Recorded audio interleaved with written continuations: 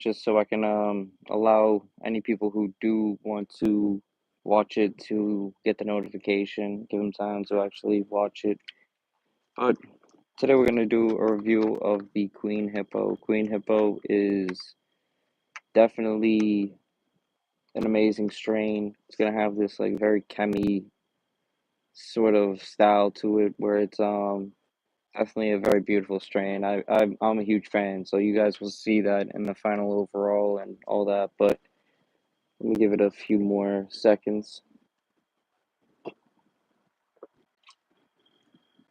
Got a bubblegum soda.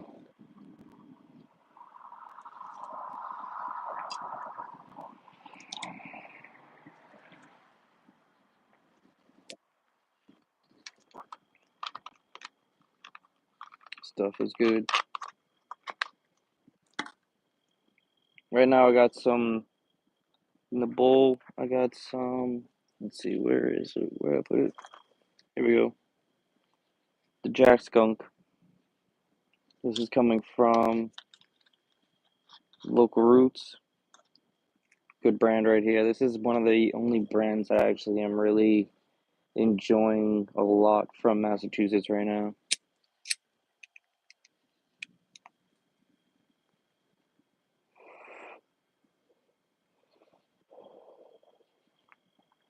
Jack Skunk is basically like a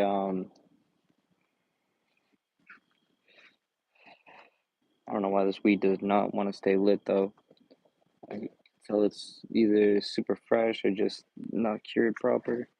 Anywho, this one today we have is, well, let me finish the sentence. I literally just started a second ago. The Jack Skunk is like the potent one. It's actually one that actually keeps you focused a lot. So it's kind of why I'm now doing these when it's been just not really on my mind. I haven't really been able to make time for the reviews, but I'm like sitting here. I got a bunch of time at the moment, so let's just do it. Today we got the Queen Hippo. Queen Hippo. The lineage is my brand at the moment, but I will definitely put that in when I post the video of it. I think I have a video still of it. One of the big issues is that I lost my phone. I lost um I lost my phone and basically like lost a lot of the videos because a lot of the videos weren't saved to my iCloud. So huge piece of why I'm just doing these live versions of a few of these reviews. So today, the Queen Hippo. I can't tell you the lineage just off the top of my head, but this one, the look of it, beautiful. It was definitely a 10 out of 10. I would say that the smell is definitely also really nice, but one thing about the look that I wanted to point out is that the look on this one was definitely very of course like the trichomes, all that fun stuff, beautiful trichome buildup, beautiful. But the structure of it was very much this OG, which you want to see for OGs, this pointy, very beautiful look, very beautiful shape to the notes. Everything was beautiful, but it almost has this the keeper OG look, if that makes sense to anyone. Like the prized possession OG look is what I was getting from it. And I would say that this one is definitely something I would say a lot of people would be amazed by the look. It's definitely what I really, really am aiming for, to be honest. So, look on this one, beautiful. The smell, also really nice. If you are someone who is more of a gas person, you definitely have to be more of a gas person to like the smell, but to like the taste, you could be someone who likes more of like a dessert. So for the smell, I would say it is a funky chem, almost a GMO type of smell, but it is gonna be something that almost reminds you of the zoo, which makes a lot of sense when it comes to why it's called Queen Hippo. The name Queen Hippo is sort of a weird one, to be honest. It's not really something that makes a lot of sense for marketing reasons. I would say when it comes to marketing reasons, Queen Hippo wouldn't be a great one just because, I mean, who's gonna want to smoke a hippo? Who's gonna want to smoke anything that's associated with some big, huge animal that probably isn't necessarily the most cleanly thing? But at the end of the day, Queen Hippo is also something that draws a lot of people in because of that. It's something that is so oddly, oddly, oddly like appealing in like a way for weed. You know what I mean? There is a lot of weed that kind of it has like strange names, and that is part of the factor why people are baited into trying it. And this one kind of is the reason why I tried this one. Like Queen Hippo is definitely a odd name that is appealing enough for me. So, when it comes to the smell, it makes sense because of that. I definitely would say when it comes to the taste on this one, I would say a 9. I would say a 9 is fair because the definitely is more of this like chem cookie type of taste that is very much a it's definitely something that is appealing and is definitely like something that makes sense when you do smell it. You will get something that is like this chem cookie, almost GMO type of smell, but when you taste it, it is very much going to be more of the sweeter side of what the smell could be. The smell is definitely very funky and almost overwhelming to some people, I could imagine. But when it comes to the actual when it comes to the taste, it is beautiful. So I would say that this one is definitely a it's a beautiful one. This one has a lot to it. I would say that the taste being a 9 is very fair. I would say that it is definitely more it's definitely more sweet as I mentioned, but it is still gonna have a little bit of this funky, gassy weirdness that it is going to be still attractive to those pungent, weird tasting smokers, the ones like me who enjoy that funky GMO. Someone like me likes the chems, likes these different crazy tasting ones because it is sort of a taste that makes sense for it to have an effect when you smoke like a lemon cherry gelato and it has this just overwhelming candy. It is something that you're not really surprised that it doesn't get you super high, and it's like not surprising that it is only like a 15 minute, it's like an appetizer strain. It's like something that has you satisfied for 15 minutes. It's like one of those things in nachos where you're full for the next 30 minutes, but then you're like craving food after you eat it. It's one of those. I mean, well, this one right here that I'm reviewing is definitely not one of those, but lemon cherry gelato is one of those where it's an appetizer. So, that to be said, this one definitely for the effects is definitely very, very enjoyable. It's not super, super heavy. It's not like going to be one of those ones that is just going to have you just slump down in the couch. You're not just going to be like laying down, but this one will have you sort of calmly uplifted, if that makes sense. It is definitely going to be something that is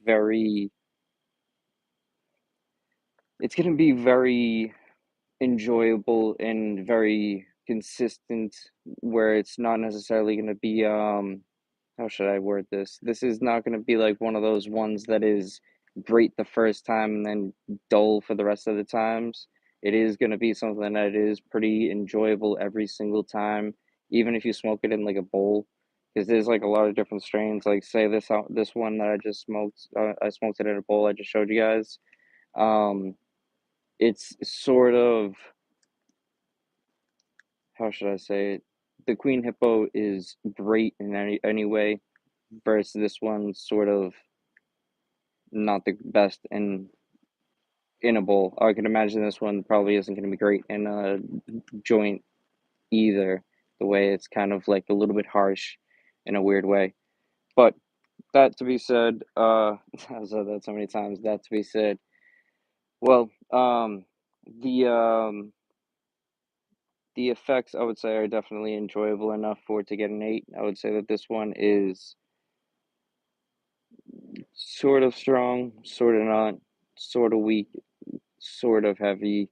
I could imagine someone that is more of a lightweight enjoying this one a lot more than me.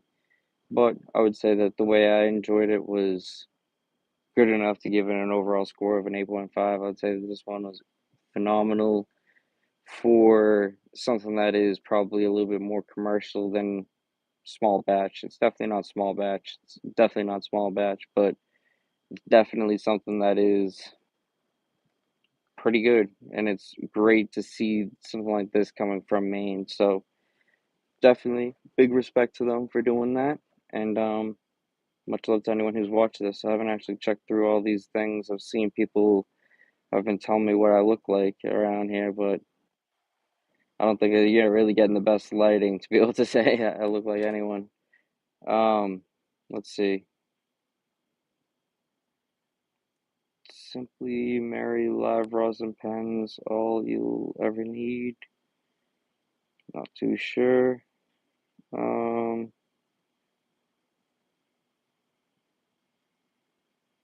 so when it comes to carts, I think everyone should stay away from carts. My best recommendation I could ever give you is stay away from carts, stay away from store-bought edibles, stay away from all of those things because you have to think about in the bigger picture what they're going to be using to actually make these types of products. They're not going to be using the best stuff ever. Well, they're not going to be using the stuff that could sell as what they're growing. I mean, think about ready. Here's the best way of saying it.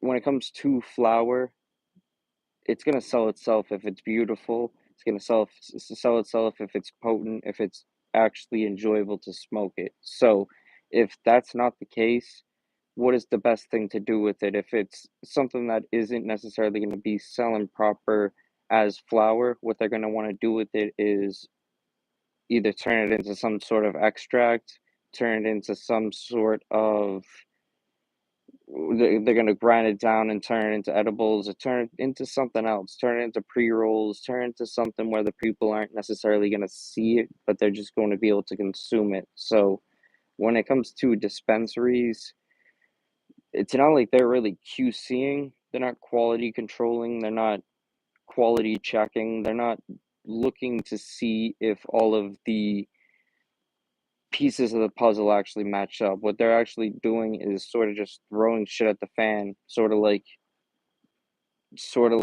just seeing what the people will eat up because they know that the people will just eat a lot of stuff up and placebo themselves and tell themselves that it was the best thing that they've ever tried, even though it was not that for sure. So, I would definitely highly recommend people stay away from those types of products because it's harder for you as a consumer to actually see if that product is tampered with. And sad to say, but we have to consider that in all ways. When it comes to food, when it comes to all these different things, it's something we see on a mass level happening in America, and of course it's sad, but don't be the person who's saying it's sad and then just keep playing into it. Of course, like even me, like me drinking like soda, it's not a great thing, but I don't know. I'm someone who's a little bit strict on my diet. I think that it's sort of how you have to be when it comes to all things, and especially cannabis. If you're putting anything into your lungs, be as safe as you can with it. So, my recommendation: stay away from carts. But if you are gonna go with a cart, I don't know. I'm probably not the best person to get a recommendation on which one. Yeah, vapes too. All types of any of those electric things. It's not necessarily something that really makes sense to me how they would be able to have something that's able to heat up dabs. Like think about how long it takes you to put a torch to the nail, but these people are like they're able to liquefy the dabs and turn it into some products where you're able to use like this electric one hitter to heat it up within a second and burn it. It just doesn't make sense to me. It's like, what are they adding in there for it to burn fast? And also, just like, I mean, like, how isn't this terrible for your lungs when it's this electric one hitter, when it's just directly going into your lungs? Like, there's no water to help you divide, like, what, I don't even know what the word would be, but like what the water being in there actually is super useful for like even bong hits. Like a lot of people aren't aware that like most of the plant that you're smoking is just dead material. It's just waste. The only thing that's really valuable is the trichomes, and that's why people love hash. But the majority of carts are not going to be hash rosin. They're going to be live rosin, which is just basically flower rosin, where it's still going to have dead plants still in there. And they're just tricking the people like very easily because a lot of people do not want to do the homework, and doing all the homework is expensive, sort of. Like you can't really do it without kind of testing it, you know what I mean? So it's tricky. A lot of people are not even gonna fully take it serious either. It's sort of like one of those games that has to be you have to lose it to understand it. And then a lot of people sort of once they go through a rough chapter with cannabis, they end up looking at cannabis as this like reason for all bad. It's like the same thing when people have like the first experience smoking and they freak out, they have like an anxiety attack. They start to look at like cannabis as like this like reason why people are lazy, and they look at like all like the negative things that sometimes happen with people. But it's also like very useful for a lot of people if you are trying to be creative, if you're trying to even be creative with like your style in martial arts or your style in whatever sport you're playing. Like it can be very useful in those types of ways. So I don't think a lot of people necessarily have the proper outlook on it because the knowledge has been taken away from us for so long, and it is definitely very useful to at least try to do a little bit of the studying. So, if anything, I would stay away from those. If could recommend anything, I would highly recommend this brand right here, Local Roots. If you are in Massachusetts and you have the opportunity to get over to the dispensary Seed, that's what the dispensary is called. It's I'm blanking. I think it's in Roxbury, but it's in a area that's not necessarily the most inviting to most people, but I would say a lot of people go there. You'll be amazed how beautiful the place is. Definitely a good spot to check out. Check it out. The place is called Seed. You can go find this brand right there, and this brand is called Local Roots. They have a lot of different things that are very good, very good. Definitely things that I would highly recommend, and one of the reasons why I recommend it is because most of their stuff is actually sun grown, if I'm not mistaken. I believe all their stuff is sun grown actually, and in Massachusetts, sun growing stuff is not easy at all. So the fact that they're able to do it on a good level is something that a lot of people should check out. So definitely highly recommend them. If anyone has any reviews that they would request, if they have any different reviews that they would recommend, I should say, not request, recommend, I would love to definitely check out more stuff in New York, in Massachusetts, in all these different areas. So definitely let me know anywhere, any of these different brands from across the East Coast, West Coast, anywhere. I'm definitely going to start doing a lot of different things where I travel around and check out different things. But this weekend I actually may be in New York, and if that goes to plan, then I will have some interesting content for the people. So Much love.